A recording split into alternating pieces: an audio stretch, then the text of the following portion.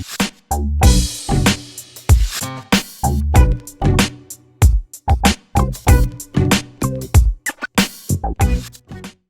students, welcome for the class of how to adjust videos, a very important tool in video editing. So we are going to learn how to crop a video, how to scale it, like how to increase the size of it, how to flip it, how to distort it, how to rotate it, and how to increase and decrease the opacity. Yeah. So we'll just go to our project on FCP. I'm going to take this candle clip and I'm going to try to transform it.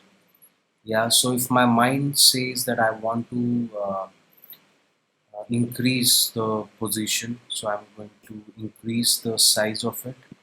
I'm going to open my inspector over here. I'm going to go to scale. Yeah, so scale, and I'm going to pull this up, and you see the candle is coming more closer. Yeah, if I want to rotate this, I'm going to start using this rotating button.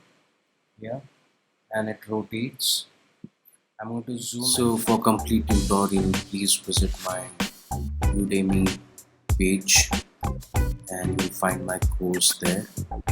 You can also check the description and there's a link to my Udemy course.